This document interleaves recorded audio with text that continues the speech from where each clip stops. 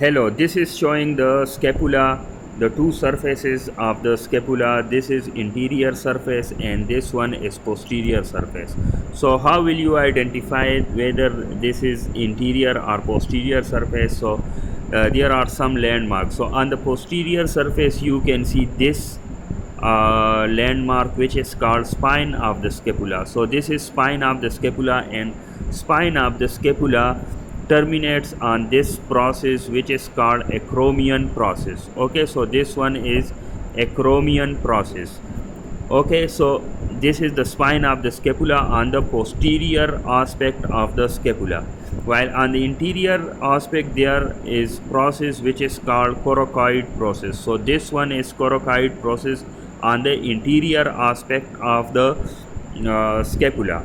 Okay, so this is on the posterior aspect. This is the spine of the scapula. Above the spine of the scapula there is supraspinous fossa, while below the spine of the scapula is infraspinous fossa. Okay, while the fossa on the interior aspect, this is the subscapular fossa. Okay, on the lateral aspect or lateral side of the scapula, there is glenoid cavity which articulates with the head of the humerus, and this on 7 number, this is the border of the glenoid cavity or the angle of the glenoid cavity, and on the 9 this is the neck of the glenoid cavity or the neck of the scapula.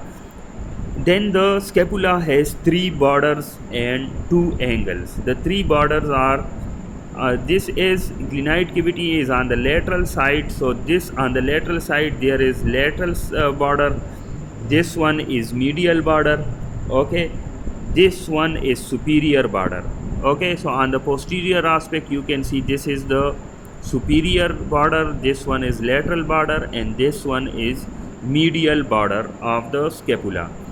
Okay, so on the superior border you can see this notch which is called suprascapular notch. Okay, suprascapular notch.